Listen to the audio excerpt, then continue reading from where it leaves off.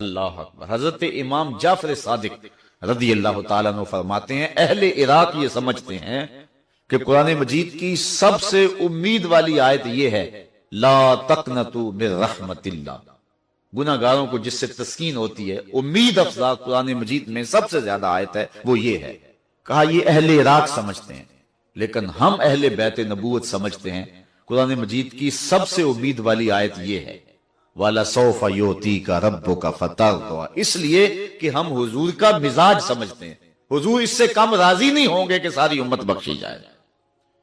پیش حق مجدہ شفاعت کا سناتے جائیں گے،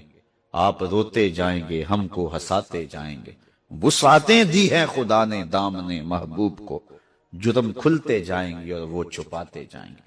وہ کیا کسی نے کہا تھا کہ وہ اپنا مقدمہ نہیں ہار سکتا جس کے حضور وکیل ہوں، کسی شاعر نے کہا تو میں نے ٹوک دیا، میں نے کہا یار یوں نہ کہو، وکیل بمعنی ایڈوکیٹ نہیں حضور، نگہبان کے معنی میں وکیل ہیں، لیکن یہاں قیامت کے دن ہماری وکالت نہیں فرمائیں کہ یہاں وکلاء کی تعداد بھی ہے۔ وکیل تو جج کو یہی کہتا ہے نا کہ میرے موکل نے یہ جرم نہیں کیا، اگر جرم ثابت ہو جائے تو سزا پکی ہے۔ وہ کہتا ہے کہ میرے موکل نے جرم نہیں کیا ہے، دلائل دیتا ہے لہذا چھوڑا جائے۔ حضور یہ نہیں کہیں گے کہ انہوں نے گناہ نہیں کیے، وکالت نہیں کریں گے، حضور شفاعت کریں گے۔ وکیل کہتا ہے جرم نہیں کیے لہذا چھوڑا جائے، شفیع کہتا ہے سب کچھ کیا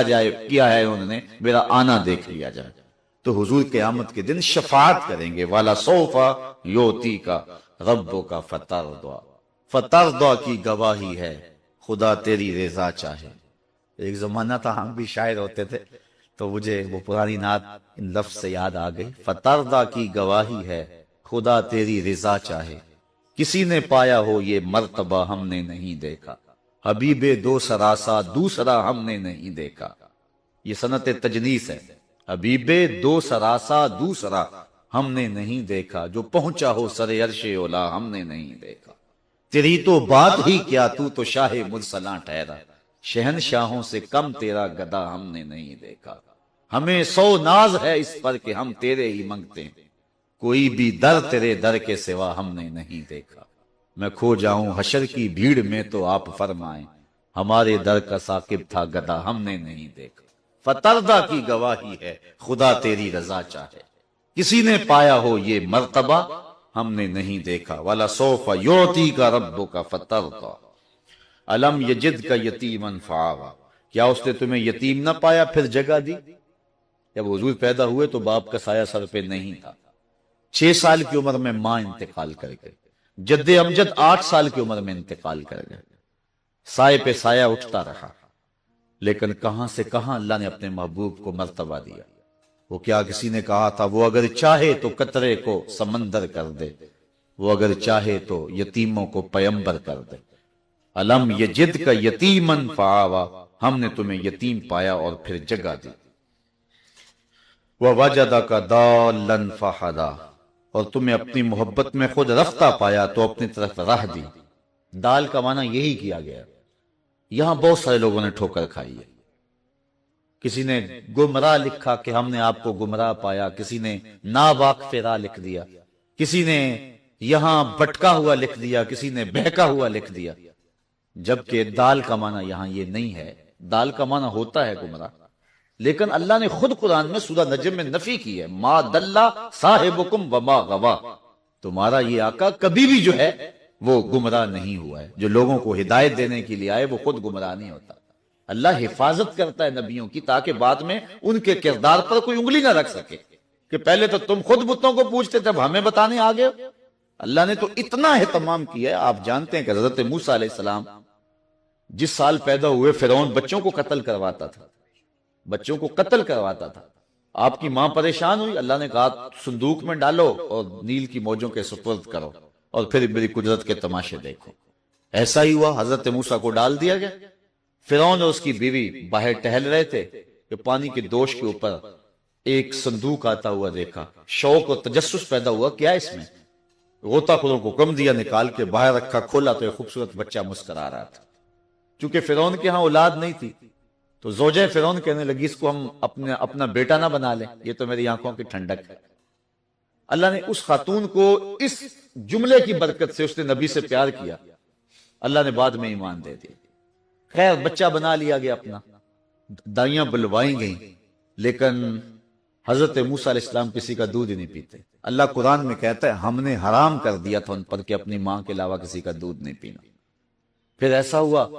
کہ حضرت موسیٰ علیہ السلام کی ہمشیرہ بھی ساتھ ساتھ کنارے اس موقع پہ پہنچ گئی تھی اپنے بھائی کے ساتھ ساتھ ہی۔ انہوں نے کہا کہ تمہیں پریشانی بنی ہوئی ہے، بچہ دودھ نہیں پیتا، ایک دائی میری نظر میں بھی ہے جس کا دودھ بچے رغبت سے پی لیتے ہیں، اگر کہو تو بلا لائیں۔ انہوں نے کہا ہمارے لیے تو مسئلہ بنا ہوا ہے، اور گئیں اور اپنی ماں کو بلا لائیں۔ حضرت موسیٰ علیہ السلام نے اپنی ماں کا دودھ پیا۔ اب یہاں سوال یہ ہے کہ اپنی ماں کے علاوہ کسی اور خاتون کا دودھ پینا نبی کے شان کے لائق نہیں ہے، تو پھر حضور نے حضرت حلیمہ سعدیہ کا کیوں پیا؟ اگر یہ بات ہے تو حضور نے کیوں پیا؟ اصل بات یہ نہیں ہے، من جملہ وجوہات میں سے ایک وجہ یہ تھی کہ حضور نے اگر دودھ پیا ہے تو حضور کے دادا نے پورا صلہ دیا ہے بنو سعد کی اس خاتون کو، حضرت حلیمہ سعدیہ، لیکن وہاں فرعون کو صلہ کون دیتا؟ کل فرعون کے دربار میں کھڑے ہو کے حضرت موسیٰ نے اللہ کی توحید کا اعلان کرنا تھا، فرعون نے زیر لب مسکرانا تھا اور تانا دینا تھا الم نعدک فینا ولیدا، میرے گھر پلتا رہا اور آج مجھے یہ عقل سکھانے آ گیا۔ اللہ نے اس کا انتظام پہلے کر لیا کہ جب وہ یہ تانا دے اللہ کا نبی اس کا منہ توڑ سکے، میاں میں پلا تیرے گھر میں ہوں، دودھ میں نے اپنی ماں کا ہی پیا تھا۔ تو اللہ تو ایسے اہتمام کرتا ہے کہ اس پر کوئی امکان بھی نہ ہو کہ اعتراض کا۔ تو یہ کیسے ہو سکتا ہے کہ پہلے ایک شخص گمراہ رہا ہو اور بعد میں لوگوں کو ہدایت دینے لگ جائے؟ تو یہ ٹھوکر کھائی ہے، غلطی کی ہے۔ جبکہ دوسری جگہ قرآن بعض کی تفسیر کرتا ہے، تو قرآن میں سورہ نجم میں فرمایا ما دل صاحبکم وما غوا، تو جب نفی کر دی کہ یہ کبھی بھی گمراہ نہیں ہوئے، تو پھر یہاں دالن کا معنی گمراہ کیسے کریں گے؟ اب یہاں دال کا معنی جو اعلیٰ حضرت نے کیا بڑا خوبصورت کیا ہے، اور یہ ہم سورہ یوسف اٹھائیں تو یہ معنی ملیں گے۔ جب حضرت یوسف علیہ السلام حضرت یعقوب علیہ السلام یوسف پکارتے ہیں تو بیٹے کہتے ہیں کہ آپ تو فی دلالک القدیم، اس پرانی محبت میں، یعنی اب بار بار وہ تو قصہ پرینہ بن گئے، وہ تو نسیہ منسیہ ہو گئے، وہ تو کنویں میں، اور جو ہے وہ بلکہ انہوں نے کہا بھیڑیا کھا گیا، تو وہ تو پرانی کہانی ہوگی بھولی بسری، اور آپ ابھی تک 40 سال بیت گئے اور یوسف ہی پکارے جا رہے ہیں، آپ تو اس پرانی محبت میں۔ تو وہاں فی دلالک القدیم کے لفظ ہیں، وہاں دلال بمعنی محبت ہے، تو یہاں بھی جو ہے دلال اسی معنی کے اندر لیا جائے گا۔ وَوَجَدَكَ ضَالًّا فَہَدَىٰ، اور اے محبوب ہم نے آپ کو اپنی محبت میں خود رفتہ پایا، یعنی اس قدر محبت میں آگے گزر گئے تھے کہ اپنی جان کا بھی خیال نہیں رکھتے تھے،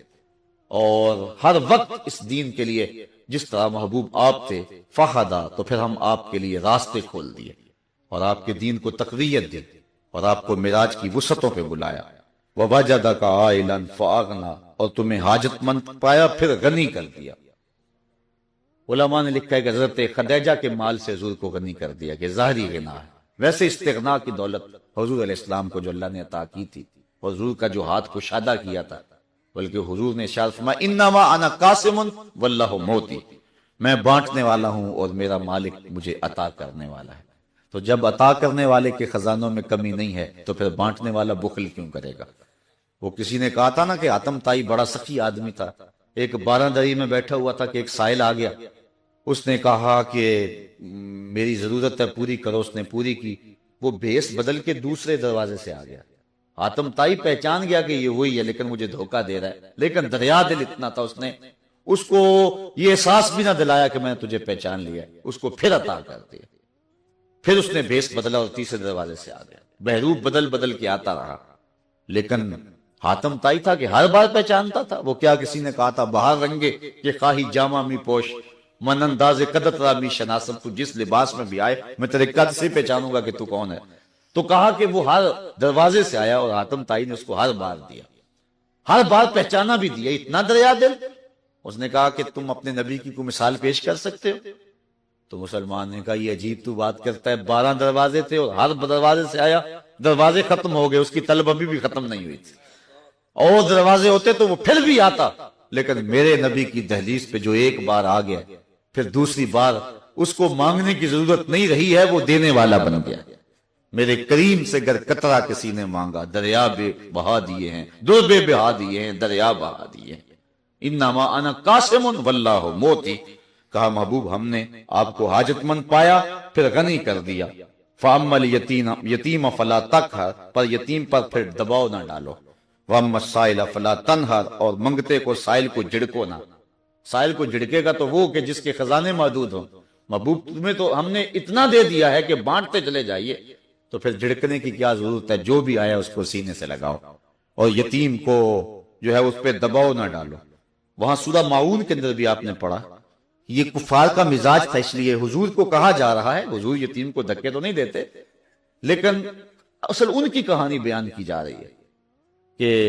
جو یتیم کو دھکے دیا کرتے تھے۔ ارائیت الذی یکذب بالدین فذلک الذی یدع الیتیم، اور آقا کریم کو کہا کہ آپ یتیم پہ دباؤ نہیں ڈالیں گے بلکہ شفقت کریں گے، اور آقا کریم نے فرمایا جو شخص یتیم کی کفالت کرے گا، انا وکافل الیتیم، میں اور یتیم کی کفالت کرنے والا، قیامت کے دن اس طرح قریب ہوں گے جس طرح میری یہ 2 انگلیاں قریب ہیں۔ یہ کتنی بڑی بات ہے جو حضور نے اعزاز قائم کر دیا۔ وہ یتیم کو اس لیے دھکے دیتے تھے کہ اس کو منحوس سمجھتے تھے۔ اب حضور کا ذرا دیکھیے انداز محبت۔ ایک غیر مسلم اسلام لاتا ہے تو بعض میں انٹرویو کیے جاتے ہیں کہ کون کون سی قدر اسلام کی ہے جس نے تمہیں متاثر کیا، تو اس سے پوچھا گیا کہ اسلام کی کس قدر نے تمہیں اسلام کے قریب کیا، تو اس نے جو جواب دیا، اس نے کہا کہ سیرت کا ایک واقعہ میری ہدایت کا باعث بنا۔ وہ اس طرح، ایک دن حضور کی مجلس لگی ہوئی تھی، لوگ بیٹھے ہوئے تھے، تو ایک شخص حاضر ہوا اور عرض کیا حضور میرا بیٹا گم ہو گیا اور صبح سے نہیں مل رہا، میں آپ کی خدمت میں اس لیے حاضر ہوا ہوں کہ دعا کریں کہ وہ مل جائے، میں الگ پریشان ہوں، اس کی ماں الگ تڑپ رہی ہے۔ قبل اس سے کہ حضور دعا کے لیے ہاتھ اٹھاتے، مجلس کے دوسرے کونے میں ایک شخص اٹھ کے کھڑا ہو گیا جو ابھی آیا تھا، کہنے لگا حضور میں ابھی آیا ہوں، میں نے فلاں باغ میں اس کے بیٹے کو بچوں کے ساتھ کھیلتا ہوا دیکھا ہے۔ جب باپ نے سنا تو ابھی ہاتھ اٹھے نہیں تھے کہ کام بن گیا، اس نے دوڑ لگا دی، آقا فرمایا سے بلاؤ، بلایا گیا، کہا بڑی جلدی ہے حضور، آپ جانتے ہیں ایک باپ کے جذبات کیا ہوتے ہیں، فرمایا ضرور جاؤ، میں تمہیں نہیں روکتا، لیکن میری صرف ایک بات یاد رکھنا، جب باغ کے کنارے جاؤ تو وہاں بچوں کو اکٹھا کھیلتے ہوئے دیکھو، تمہارا بچہ تمہیں نظر آ جائے تو اس کو بیٹا کہہ کے آواز نہ دینا، اس کو نام لے کے اسے پکارنا۔ عرض کی حضور وہ میرا بیٹا ہے، اگر میں بیٹا کہہ کے پکاروں تو اس میں حرج بھی کیا ہے؟ فرمایا تم صبح سے بچھڑے ہوئے ہو، تمہارے لہجے میں بلا کی مٹھاس ہوگی، تم نہیں جانتے، ہو سکتا ان کھیلنے والے بچوں میں کوئی یتیم بچہ بھی کھیل رہا ہو، تو جب تم اپنے بیٹے کو بیٹا کہہ کے پکارو گے، چونکہ مٹھاس بڑی ہوگی تمہارے لہجے میں، اس کا دل چوٹ کھا جائے گا، کاش کہ آج میرا باپ ہوتا تو مجھے بھی بیٹا کہہ کے پکارتا۔ وہ کہتا ہے یہ واقعہ میری ہدایت کا باعث بن گیا کہ اتنا نزاکت قلبیہ کا لحاظ کہ کہا یہ اسلام کا مزاج ہے، بیوہ کے سامنے اپنی بیوی سے پیار نہ کرو، غریب کے سامنے اپنی دولت۔ اللہ تعالیٰ بندوں کو آزماتا ہے، پرکھ کرتا ہے، امتحان لیتا ہے، طرح طرح کی نعمتوں سے اسے مالا مال کرتا ہے، کاروبار وسیع ہو جاتا ہے، اس کے لیے دولت کے انبار لگ جاتے ہیں، دنیاوی مال و اسباب اس کے لیے جمع ہو جاتا ہے، منصب ملتا ہے، عہدہ ملتا ہے، اقتدار ملتا ہے، شان و شوکت ملتی ہے، لوگوں کے دلوں میں اس کا گھر بنتا ہے، تو اس کے ذہن میں یہ بات آتی ہے کہ میرے رب نے مجھے جو عزت دی ہے میں اس کا استحقاق رکھتا تھا، اور میں اگر اس لائق نہ ہوتا تو مجھے کیوں نوازا جاتا، تو گویا میرا رب میرے اوپر راضی ہے۔ اور پھر جب محفل نعت میں مہمان خصوصی بھی بن گئے تو پھر تو ان کے نفس کو اور تسکین مل گئی، جب پیر صاحب نے بھی ان کو ہی اہمیت دی تو پھر انہیں لگا کہ واقعہ ہی ہمارا رب ہم پہ راضی ہی ہے، تبھی تو ہمیں مذہبی طبقوں کے اندر بھی اہمیت مل رہی ہے، حالانکہ وہ جانتے ہیں کہ ہم نے یہ دولت کیسے حاصل کی ہے، وہ جانتے ہیں کہ ہمیں سجدے کی توفیق نصیب نہیں ہے، وہ جانتے ہیں کہ آج اس محفل میں مہمان خصوصی سے تو کل ہم شراب خانے میں تھے، انہیں پتا ہے، لیکن اس کی طرف توجہ نہیں جاتی، سوچتے نہیں ہیں، بلکہ وہ یہ سمجھتے ہیں کہ ہمیں یہ جو عزت مل رہی ہے یہ اللہ تعالیٰ کی طرف سے ہماری کسی قبولیت کی وجہ سے یہ عزت ہے، حالانکہ یہ ان کی آزمائش تھی، ان کا امتحان تھا۔ دوسری بات، وَأَمَّا إِذَا مَبْتَلَاهُ، اور جب اللہ اس کو آزماتا ہے، فَقَدَرَ عَلَيْهِ رِزْقَهُ، اور اس کے رزق کو تنگ کرتا ہے، اس کو آزمائش کی بھٹی میں ڈالتا ہے، فَيَقُولُ رَبِّي أَهَانَ،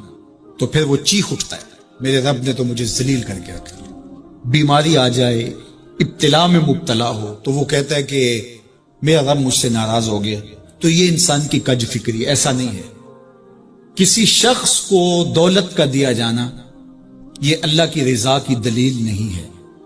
اور کسی شخص کو غربت کے امتحان میں ڈالا جانا یہ اللہ کی ناراضگی کی دلیل نہیں ہے۔ حضرت امام رازی نے لکھا ہے کہ مکے سے لے کر طائف تک 70 ایسے نبیوں کی قبریں ہیں جن کی وفات صرف بھوک کی وجہ سے ہوئی۔ تکلیفوں میں، آزمائشوں میں، امتحانوں میں، ابتلاؤں میں اس کے بندے رہے ہیں۔ میرے اور آپ کے آقا و مولا حضور ختمی المرتبت کے گھر میں کبھی برابر چولہا نہیں جلتا تھا، کبھی کھانے کے لیے کچھ میسر نہیں ہوتا تھا، پانی پی کے اور کھجور کھا کے گزارا ہوتا تھا۔ تو یہ تو کوئی دلیل نہیں ہے۔ اللہ کی رضا کی دلیل کیا ہے؟ نیکی کی توفیق مل جانا۔ اور اللہ کی ناراضگی کی دلیل کیا ہے؟ کسی شخص کا گناہ پہ دلیر ہو جانا۔ کوئی بندہ گناہ پہ دلیر ہے اور معصیت، نافرمانیاں، اللہ کے حکموں کو توڑنا اس کا مزاج ہے، تو سمجھو اللہ اس سے ناراض ہے۔ اور اگر کسی کو اللہ نے سجدے کی توفیق دی ہے، کسی کو اللہ نے اپنے راستے میں خلوص کے ساتھ خرچ کرنے کی توفیقات عطا کی ہیں، حلال حرام کی تمیز اس کو عطا کر دی گئی ہے، تو پھر سمجھ لو کہ اللہ اس پہ راضی ہے۔ باقی رہی بات کہ کسی کو دولت کا زیادہ دیا جانا، کسی کو کم دیا جانا، تو یہ آزمائش ہے۔ اب جو اہل ایمان ہیں، اللہ کے بندے ہیں، وہ کیا کرتے ہیں؟ جب دولت زیادہ ملتی ہے، اقتدار ملتا ہے، منصب ملتا ہے، تو صرف اللہ کے شکر کے دائرے میں آ جاتے ہیں۔ اور جب مصیبت آتی ہے، تکلیف آتی ہے، اذیتوں میں مبتلا ہوتے ہیں، تو پھر وہ یہ نہیں کہتے کہ ہمارے رب نے ہمیں ذلیل کر دیا، بلکہ وہ اس پہ صبر کرتے ہیں اور اللہ کے حضور دعائیں کرتے ہیں، التجائیں کرتے ہیں کہ مالک تو نے جو جس آزمائش میں ڈالا ہمیں پورا اترنے کی توفیق نصیب فرما، ہماری سفید پوشی کا بھرم نہ ٹوٹے، اور ہمیں اس مشکل وقت سے بچانا کہ جب ہماری یہ غربت ہمیں کفر تک لے جائے۔ اور جب ان کو دولت مندی دی جاتی ہے تو وہ ڈرتے ہیں کہ اللہ ایسا نہ ہو کہ یہ دولت ہمیں فرعون بنا دے، یہ دولت ہمیں نمرود بنا دے، ہمارے اندر بخل پیدا ہو، تکبر پیدا ہو، ہمارے اندر غرور پیدا ہو۔ تو وہ اس حالت کے اندر اللہ تعالیٰ کا شکر یا دوسری حالت میں اللہ کے حضور صبر کی توفیق مانگتے ہیں اور صبر کے ساتھ اپنی زندگی گزارتے ہیں۔ آقا کریم علیہ السلام نے ارشاد فرمایا کہ کون ہے جو مجھ سے یہ کلمات لے اور ان پر خود عمل کرے اور پھر آگے ان لوگوں تک پہنچائے جو ان چیزوں پر عمل کرے۔ تو بہت سارے لوگ جھولیاں پھیلا کے آگے بڑھ جاتے، لیکن علم کے لیے جو حرص حضرت ابو ہریرہ کے سینے میں تھی، اس وجہ سے انہوں نے پہل کی اور آگے بڑھ کے عرض کی حضور یہ خیرات میری جھولی میں ڈال دیجیے، میں خود بھی عمل کروں گا اور ایسے لوگوں تک پہنچاؤں گا بھی جو ان پر عمل پیرا ہوں۔ تو کہتے ہیں حضور نے میرا ہاتھ پکڑ لیا اور 5 چیزیں گنوائیں۔ پہلی بات میرے حضور نے ارشاد فرمائی، اتق المحارم تکن عابد الناس، اللہ کی حرام کردہ چیزوں سے بچ جاؤ، تم لوگوں میں سب سے بڑے عبادت گزار بن جاؤ گے۔ نیکی کرنا بہت اہم ہے، لیکن یہاں جو تعلیم دی گئی وہ گناہ سے بچنے کی ہے۔ ایک شخص رات کو 100 نفل پڑھ لیتا ہے، لیکن صبح اٹھ کے کسی کا حق غصب کرتا ہے، کسی کو گالی دیتا ہے، جھوٹ بولتا ہے، کم تولتا ہے، کم ناپتا ہے، اللہ کے حکام کو توڑتا ہے، اور دوسرا شخص ساری رات عشاء کی نماز کے بعد سویا رہا اور دن کو فجر کے بعد اس نے جھوٹ نہیں بولا، کسی کو تنگ نہیں کیا، اللہ کی مخلوق کو ضرر نہیں پہنچایا، تو شریعت ایسے شخص کو پسند کرتی ہے جو اللہ کی حرام کردہ چیزوں سے بچ جائے، نیکی کی توفیق مل جائے، نفلی عبادات میسر آ جائیں تو بڑی بات ہے، لیکن اس سے بڑی بات یہ ہے کہ اللہ کی حرام کردہ چیزوں سے بچا جائے۔ دوسری بات ارشاد کی، وَرْضَ بِمَا قَسَمَ اللَّهُ لَكَ تَكُنْ أَغْنَى النَّاسِ، اللہ کی تقسیم پہ راضی ہو جا، لوگوں میں سب سے بڑا غنی تو ہوگا۔ دولت کی کثرت سے بندہ غنی نہیں بنتا، کتنے دولت مند ہیں، نفس کی کمینگی ہی ختم نہیں ہوتی۔ تو غنی اس وقت بندہ بنے گا جب اللہ کی تقسیم پہ راضی ہو گئے، اللہ نے جس حالت پہ رکھا اس حالت پہ خوش ہے کہ میرے مالک نے مجھے جو دے دیا یہ میرے لیے اس نے مناسب جانا، تو بس میں اس پہ راضی ہوں، میں اس پہ خوش ہوں۔ اور اگر انسان یہ نہیں چاہتا اور نہیں کرتا تو جہاں بھی ہوگا وہ مطمئن نہیں ہوگا۔ پھر ارشاد فرمایا، وَأَحْسِنْ إِلَى جَارِكَ تَكُنْ مُؤْمِنًا، اپنے ہمسائے کے ساتھ سلوک اچھا کر تو کامل مومن ہو جائے گا۔ جو آپ کا ہم سایہ ہے تو آپ کا سایہ شفقت کا اس پر پڑنا چاہیے۔ آپ کا ہم سایہ آپ کی طرف سے سخت دھوپ میں اذیت گوارا نہ کرے، بلکہ آپ کے ہم سائے کے آپ ہم سائے ہی قرار پائیں، تو آپ کے ایمان کی کسوٹی یہ ہے، آپ کے مومن ہونے کا معیار یہ قرار دیا گیا کہ آپ اپنے ہمسایوں کے ساتھ کیسے ہو۔ چوتھی چیز، وَأَحِبَّ لِلنَّاسِ مَا تُحِبُّ لِنَفْسِكَ تَكُنْ مُسْلِمًا۔ اگر تم کامل مسلمان بننا چاہتے ہو تو جو اپنے لیے پسند کرتے ہو تمام مخلوق کے لیے وہ پسند کرو۔ اب کوئی شخص یہ مزاج اپنی طبع میں راسخ کر لے تو معاشرے کے اندر شر، فساد، بدامنی، کسی کے حقوق کو غصب کرنا، کسی سے زیادتی کرنا، کسی کا برا چاہنا، سب کچھ ختم ہو جائے گا، اور یہ معاشرہ جنت نظیر بن جائے گا کہ جو ہم اپنے لیے پسند کرتے ہیں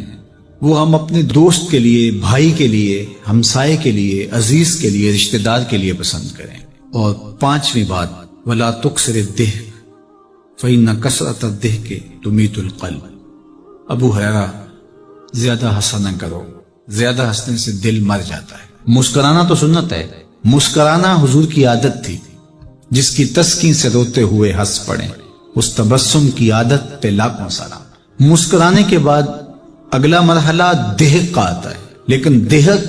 کبھی کبھی حضور سے صادر ہوا، اور کہا یہ حضور علیہ السلام سے صادر نہیں ہوا، تو کہے سے منع کر دیا گیا۔ دہک کبھی کبھی ہو اور تبسم آپ کی زندگی میں شامل ہو۔ اللہ اس حدیث پاک کا نور ہماری روحوں میں اتار دے اور ہمارے باطن میں چراغاں کرے۔ کرونا وائرس کی وجہ سے پورے ملک کے اندر لاک ڈاؤن ہے، تو اس موقع سے بھرپور فائدہ حاصل کر کے ہمیں ذکر و فکر کی طرف آنا چاہیے۔ قرآن مجید کی تلاوت، کثرت نوافل، قضا شدہ نمازوں کی ادائیگی اور دیگر امور خیر بجا لانے چاہیے۔ اپنے ماں باپ کی صحبت میں بیٹھنا چاہیے، ان کی دعائیں لینی چاہیے، اپنے بچوں کے پاس بیٹھیں، اور بہت سارے اور امور جو ہم اپنی مصروفیات کے باعث پورے نہیں کر پاتے، تو یہ موقع ہے ان کو پورا کرنے کا۔ لیکن اس موقع سے ناجائز فائدہ حاصل کرتے ہوئے بہت سارے لوگ اپنے مکانوں کی چھتوں پہ دھاتی تاروں کے ذریعے پتنگے اڑانے کے شغل میں مصروف ہیں، تو اس شغل سے خدا را باز آئیے۔ یہ موقع ایک دوسرے کی مدد کرنے کا ہے، نصرت اور اعانت کرنے کا ہے، نہ یہ کہ مکانوں کی چھتوں پہ کھڑے ہو کے آپ خونی کھیل کھیلیں اور دھاتی ڈور کے ذریعے سے لوگوں کے گلے کٹیں اور لوگوں کو نقصان ہو۔ تو اس سے خدا را ہمیں خود بھی باز آنا چاہیے اور اپنے بچوں کو بھی اس سے روکنا چاہیے، ان کی حوصلہ شکنی کرنی چاہیے۔ ویسے بھی علماء نے کہا کہ یہ جو پتنگ کٹتی ہے تو بچے اس کو لوٹنے کے لیے دوڑتے ہیں اس کے پیچھے، تو عمومی طور پہ ہمارے ہاں یہ کہا بھی جاتا ہے کہ میں پتنگیں لوٹ رہا ہوں یا لوٹ کے لایا ہوں، تو شرعاً وہ اس کی ملک نہیں تھی، تو وہ کیسے اس کو اپنے پاس رکھ سکتا ہے؟ تو یہ ایسا گناہ ہے جس کو گناہ نہیں سمجھا جاتا، اور بچپن میں معصوم ذہن پر لوٹ مار کا تصور اس سے ابھرتا ہے، اور آج وہ پتنگ لوٹ کے لایا ہے تو کل بڑا ہو کے بڑا لٹیرا بنے گا۔ تو یہ ماں باپ کو سوچنا چاہیے کہ پتنگ لوٹنے کا عمل لوٹنے کی ایک مشق ہے، اور بچہ اس کو کوئی برائی نہیں سمجھ رہا اور اس کو گناہ نہیں سمجھ رہا، حالانکہ یہ مال لقطہ ہے۔ اور اگر کسی نے پتنگ لوٹ لی یا ڈور لوٹ لی تو ہمارے فقہا نے لکھا ہے کہ 6 ماہ تک اس کا اعلان کرے، مالک کے نہ ملنے کی صورت کے اندر اس کو صدقہ کرے، وہ خود پھر بھی نہیں رکھ سکتا ہے، چونکہ یہ مال لقطہ کے حکم کے اندر ہے۔ تو عمومی طور پہ ہم بچے کو بھی شاباش دیتے ہیں، اس کو بڑا دلیر قرار دیتے ہیں کہ اس نے اتنی پتنگیں لوٹی، آج اس کا یہ کمال ہے۔ تو میاں یہ بچوں کے نفسیات کے اندر لوٹ مار کے تصور کو راسخ کرنے کا ایک ذریعہ ہے پتنگ۔ اس نقطہ نظر کی طرف شاید کبھی کسی کی توجہ نہ گئی ہو، تو اس پہ بھی غور کرنے کی ضرورت ہے۔ میں تو یہ بات کہا کرتا ہوں کہ چلتی ہوئی ٹرالی سے یا ٹرک سے جو بچہ گنا لوٹتا ہے تو اس کو بچے کی بہادری اور فنکاری سمجھا جاتا ہے، لیکن آج جس نے گنا لوٹا ہے تو کل وہ ملک لوٹنے لگے گا، کل وہ اور کچھ بھی لوٹے گا۔ تو یہ چونکہ جب برائیاں شروع ہوتی ہیں تو بڑے پیمانے سے شروع نہیں ہوتی، چھوٹے پیمانے سے شروع ہوتی ہیں۔ تو پتنگ لوٹنے کا تصور لوٹ مار کی طرف لے جانے والا ہے، اور دوسرا یہ قاتل ڈور کتنے لوگوں کی زندگی کا چراغ بجھا دیتی ہے، اور کیا گزرتی ہے ان ماں باپ کے اوپر جن کا لخت جگر، جن کا بیٹا ان کے ہاتھوں کے اندر دم توڑ جاتا ہے اور گلا کٹ گیا ایک ڈور سے۔ اور ایسے واقعات ہم کتنے سنتے ہیں۔ تو میں گزارش کروں گا کہ اس خونی کھیل سے باز رہا جائے۔ اخلاقیات بھی اجازت نہیں دیتے، ہمارا ملکی قانون بھی اس کی اجازت نہیں دیتا، اور پنجاب پولیس بھی اس پر ایکشن کر رہی ہے۔ ان کے ساتھ تعاون کیجئے اور اپنے گرد و پیش کے ماحول کی انہیں خبر بھی کیجئے، خود بھی بچیے، اپنی اولادوں کو، بچوں کو بھی اس سے محفوظ رکھیے۔ اللہ آپ کی حفاظت کرے۔ والسلام علیکم ورحمۃ اللہ وبرکاتہ۔ قرآن مجید کا اسلوب بیان دیکھیے کتنا دل آویز اور خوبصورت، اور مذہب اسلام کی خوبصورتی دیکھیے۔ غریبوں کو، یتیموں کو، لاچاروں کو، اپاہج اور کمزوروں کو، بیوگان اور اراملہ اور مساکین کو مدد کرنا، ان کی اعانت کرنا، ان کو کھانا دینا، یہ تو سارے لوگ کہتے ہیں، لیکن قرآن نے کتنی خوبصورتی کے ساتھ ہمیں بتایا کہ مسئلہ کھانے کا نہیں ہے، مسئلہ ان کو عزت دینے کا ہے۔ اگر تم ان کو کھانا دیتے ہو اور تذلیل بھی کرتے ہو تو تم اللہ کی رضا کبھی نہیں پا سکتے۔ اللہ کی رضا تمہیں تب نصیب ہوگی جب تم ان کی عزت نفس کا خیال رکھو گے، ان کی تذلیل نہیں کرو گے، تم ان کی تصویریں سوشل میڈیا پہ اور اخباروں پہ ڈال کر کے ان کی تذلیل کا سبب اور ذریعہ نہیں بنو گے، تو پھر تمہارا رب تم سے راضی ہے۔ تو بات کھانا دینے کی نہیں ہے، قرآن کہتا ہے تم ان کی خدمت کرو، ان کو کھانا کھلاؤ، لیکن اس چیز کا تمہیں پہلے خیال ہونا چاہیے کہ تم ان کی عزت نفس کو مجروح نہ ہونے دیں۔ وَرَجُلٌ تَصَدَّقَ بِصَدَقَةٍ فَأَخْفَاهَا حَتَّى لَا تَعْلَمَ شِمَالُهُ مَا تُنْفِقُ يَمِينُهُ۔ میرے حضور نے فرمایا جس شخص نے صدقہ کیا اور اتنے مخفی انداز میں کیا کہ جو دائیں ہاتھ نے خرچ کیا بائیں ہاتھ کو اس کا پتہ ہی نہ چلا، قیامت کے دن جب کوئی سایہ نہیں ہوگا اللہ ایسے شخص کو اپنے عرش کا ٹھنڈا سایہ نصیب فرمائے گا۔ کتنی بڑی بات ہے۔ قرآن نے ہمیں سرا و اعلانیہ دونوں طریقے بتائے ہیں، اعلانیہ بھی خرچ کر سکتے ہو، مخفی بھی خرچ کر سکتے ہو، لیکن اعلانیہ خرچ تم تب کرو گے جب کسی کی عزت نفس کا مسئلہ نہیں ہو۔ آپ مسجد کے لیے فنڈ مانگ رہے ہیں، کوئی بات نہیں، یہاں تو کوئی ایسا شخص نہیں ہے، لیکن کسی ایک شخص کو دے رہے ہیں تو پھر آپ کو اس بات کا خیال کرنا ہوگا، اس وقت پھر مخفی کرنا تمہارے لیے ضروری ہے۔ اسی طرح اگر تم ترغیب کے لیے کر رہے ہو تو کوئی بات نہیں ہے، لیکن اس میں بھی تم یہ خیال رکھو کہ ترغیب میں بھی کسی کا دل نہ دکھنے پائے، کسی کی تصویر نہ آنے پائے۔ ترغیب دلانے کے بہت سارے طریقے ہیں، لیکن ترغیب دلانے سے قبل اپنے دل سے سوال کر لو، ترغیب کے پیچھے چھپی ہوئی کہیں ریاکاری تو نہیں ہے؟ چونکہ ریاکاری جو ہے یہ کالے پتھر پر کالے رنگ کی چیونٹی چلے تو اس کی چال سے بھی زیادہ باریک ہے، تو یہ بڑی باریک چال ہے۔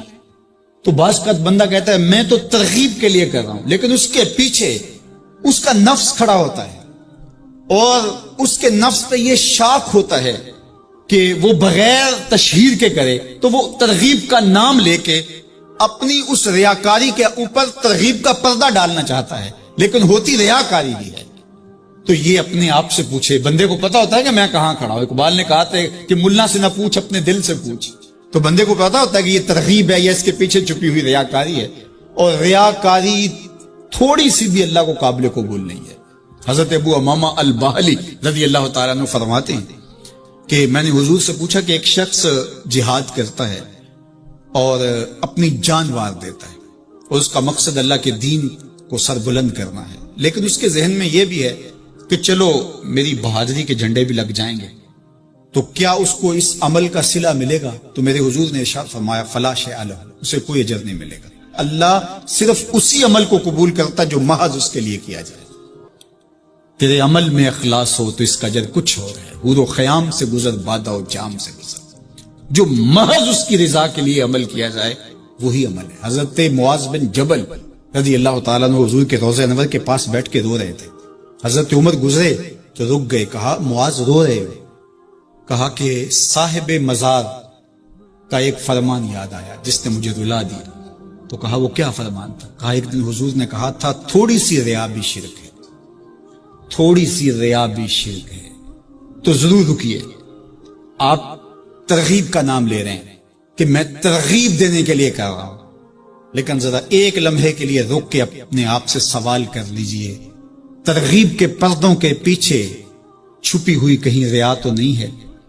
اگر ریا کہیں چھپی ہے تو عمل ضائع ہو گیا، عمل برباد ہو گیا۔ کیتی کتری پئی کھو محمد تے سکہ بنیا زردہ، سب کچھ برباد ہو گیا۔ اس لیے محض اس کی رضا کے لیے ترغیب بھی اگر آپ کی نیت ہے تو اس سے قبل اچھی طرح اپنے آپ کو جانچ لیں کہ ہم کھڑے کہاں ہیں۔ اللہ اکبر۔ تو کہا کہ کلا بل لا تکرمون الیتیم، تمہارا مسئلہ یہ ہے کہ تم یتیم کی تکریم نہیں کرتے ہو، عزت نہیں دیتے۔ حضور علیہ الصلوۃ والسلام نے فرمایا کہ مومن کا معاملہ بھی بڑا عجیب ہے کہ اسے اگر تکلیف ہوتی ہے تو اس پر وہ صبر کرتا ہے، یا اسے خوشی ملتی ہے تو اس پر وہ شکر کرتا ہے، تو دونوں صورتوں میں اللہ اس کو اجر عطا کرتا ہے۔ اور یہ صرف شان مومن کی ہی ہے کہ وہ مصیبت پر صبر کرے، بلکہ فرمایا کہ مومن کے پاؤں میں کانٹا بھی چبھتا ہے تو اس کا بھی اس کو اجر دیا جاتا ہے، اس کے درجے بلند ہوتے ہیں، اس کے گناہ معاف کر دیے جاتے ہیں، اس کی خطاؤں سے درگزر کر لیا جاتا ہے۔ لیکن یہ مشروط ہے اس تکلیف کو صبر کے ساتھ برداشت کرنے سے۔ اگر وہ وابلہ کرتا ہے، ناشکری کے کلمات کہتا ہے، تو تکلیف تو ختم نہیں ہوتی لیکن اجر زائل کر دیا جاتا ہے۔ تو اس لیے ہمیں ہر صورت کے اندر صبر کے دامن کو مضبوطی سے تھامنے کی تلقین کی گئی ہے، اور اہل ایمان کو یہ بھی سبق دیا گیا کہ جب انہیں کوئی بھی مصیبت پہنچتی ہے تو وہ کہتے ہیں انا للہ و انا الیہ راجعون، کہ ہم اسی کے ہیں اور اسی کے حضور پلٹ کے جانا ہے۔ تو یہ وہ امر ہے کہ جو ان کی طبیعت کے اندر ٹھہراؤ پیدا کرتا ہے اور ان کی زندگیوں کے اندر اللہ تعالیٰ جل شانہ پر جو یقین ہے اس کا پتہ دیتا ہے۔ اگر مصیبت کو اللہ کی طرف سے سمجھ کے مان کے صبر کیا جائے، اس کو مقدور سمجھا جائے، اس پر واویلا نہ کیا جائے، اللہ کی نافرمانی کا کوئی کلمہ نہ بولا جائے، اپنے عقیدے میں تزلزل نہ آنے دیا جائے، اپنے رویوں کی خوبصورتی کو زائل نہ ہونے دیا جائے، تو اس کا مطلب ہے کہ وہ شخص مومن ہے، اس کا یقین ہے کہ یہ اللہ کی طرف سے ہے۔ تو پھر اس کے یقین کے صلے کے اندر اللہ اس کو پھر ہدایت قلب کا چراغاں نصیب کرتا ہے۔ اور فرمایا واللہ بکل شیء علیم، اور اللہ ہر شے کو جاننے والا، اسے پتہ ہے کہ کسی پر مصیبت نازل کیوں کرنی ہے، اور اس مصیبت سے اس کا امتحان لینا مقصود ہے، اس کے درجوں کو بلند کرنا مقصود ہے، اس کے گناہوں کو معاف کرنا مقصود ہے، اس کو کسی آزمائش میں ڈال کر کے اس کو مزید کندن بنانا مقصود ہے، یا اس کا کیا مقصود ہے، اس کو سزا دینا مقصود ہے، یہ اسے پتہ ہے۔ تمہارا رب تمہاری طرف آنے والی جو تکلیفیں ہیں ان کے اندر ہزارہا پنہا حکمتوں سے واقف ہے۔ یہاں یہ بات بھی سمجھنے کے قابل ہے کہ جو شخص مصیبت کے آنے پر صبر اور استقامت کے ساتھ اس سے نپٹتا ہے اور اللہ پر جو اس کا یقین ہے اس میں تزلزل پیدا نہیں ہونے دیتا، کل من عند اللہ، اے محبوب فرما دیجئے جو کچھ ہے وہ تمہارے رب کی طرف سے، یہ اس کا خیال اور فکر ہے کہ یہ میرے اللہ کی طرف سے، تو پھر اس مصیبت کو ٹالنے والا بھی وہی ہے۔ تو اگر یہ اس کا عقیدہ پختہ تھا تو پھر وہ مالک کی دہلیز چھوڑ کے، مالک کی چوکھٹ چھوڑ کے کسی اور دہلیز پہ نہیں جائے گا، کسی اور چوکھٹ پہ نہیں جائے گا، وہ اس مصیبت کو دور کرنے والا مؤثر حقیقی اللہ کو ہی جانتا ہوگا اور اسی کے حضور دعائیں کرے گا، التجائیں کرے گا، کسی شرک کا ارتکاب نہیں کر سکتا ہے، اور وہ مالک کی دہلیز سے کبھی روح گردانی نہیں کر سکتا، بلکہ اس تکلیف کے آنے سے وہ اپنے رب کے ساتھ اور زیادہ جڑ جائے گا۔ اور اگر وہ صبر کرے تو یہ اس کا ایک مرتبہ ہے کہ وہ حوصلے کے ساتھ اس تکلیف کو برداشت کرے، اور دوسرا مرتبہ جو اس سے بڑھ کر ہے کہ اس پہ اللہ کی رضا کے سانچے میں اپنے آپ کو ڈھال لے کہ جے سونا میرے دکھ وچ راضی میں سکھ نو چلے ڈاواں، اگر وہ اس بات پہ راضی ہے تو کوئی بات نہیں ہے، میں اس پہ راضی ہوں کہ میرے رب کی یہ رضا ہے۔ تو یہ دونوں چیزوں کا مل جانا یا دونوں میں سے کسی ایک کا مل جانا، یہ اللہ کی طرف سے اس کو دیا گیا انعام ہے جو اس مشکل حالات میں اس کو حاصل ہوتا ہے۔ اب وہ کس کیفیت میں ہے اللہ تعالیٰ اس کو خوب جانتا ہے کہ وہ اس پہ صبر کر رہا ہے یا اس کا اندر ڈول رہا ہے، اس کا عقیدہ کمزور تھا اور وہ کمزوری کے باعث جو ہے وہ تزلزل کا تذبذب کا شکار ہو گئے، تو یہ تمہارا رب خوب جانتا ہے۔ تو تمہارے سینے کے اندر چھپی ہوئی کیفیت تمہارے ہے، سوال کا دروازہ کھول دیتا ہے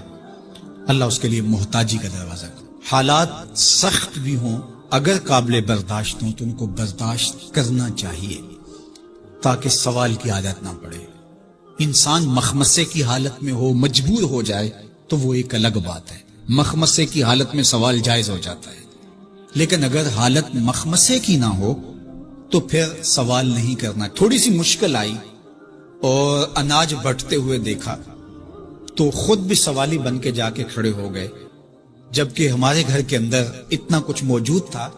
کہ ہم گزر کر سکتے تھے، لیکن مفت کا مال ہے لہٰذا کوئی حرج نہیں ہے، تو پھر آہستہ آہستہ انسان اس کا عادی بن جاتا ہے۔ اللہ اس وقت سے بچائے کہ ہم محتاج ہوں اور ہمیں عملاً اس جگہ پہ آنا پڑے، اللہ سب کو محفوظ فرمائے۔ لیکن اگر حالات کچھ تلخ بھی ہوں تو پھر بھی اگر آپ دیکھیں اپنے آپ کو کہ کیا ہم ایسی جگہ پہ تو نہیں ہیں کہ ہم سوال کرنے جائیں، تو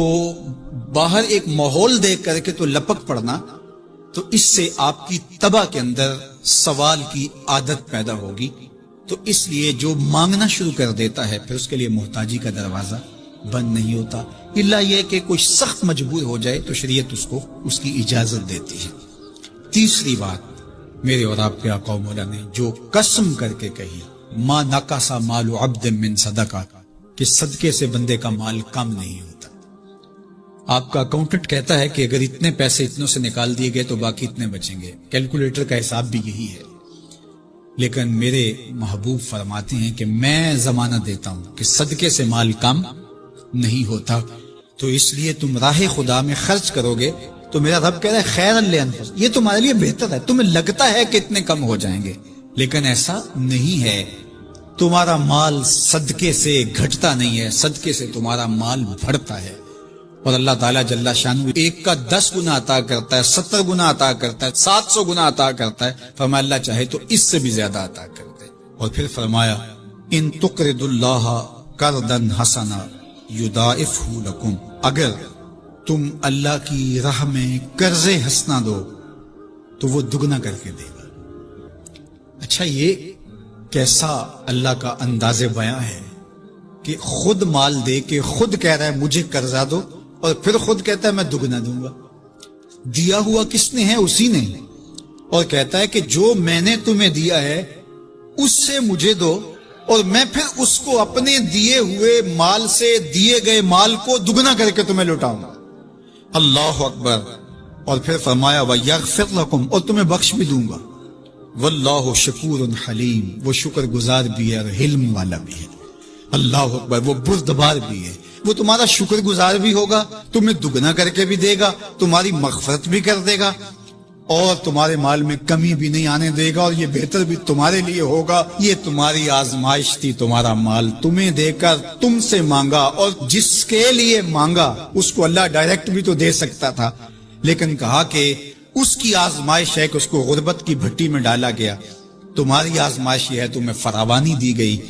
اب دیکھیے کہ وہ آزمائش میں پورا نکلتا ہے، تم آزمائش میں پورے نکلتے ہو،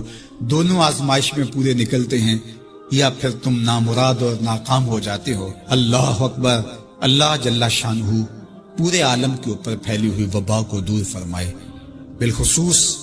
امت مسلمہ کی خیر کرے، اور میرے وطن پاکستان کو امن کا، نور کا، رحمت کا گہوارہ بنائے، اور یہاں نظام رسول کی بہاریں پیدا کرے۔ اللہ ہمیں معاشی بحرانوں سے نکال کے معیشت کا استحکام عطا کرے، اور ایک دوسرے کے لیے جذبہ احساس، جذبہ ہمدردی اور راہ خدا میں خرچ کرنے کا جذبہ فراما ہمارا مقصود کرے۔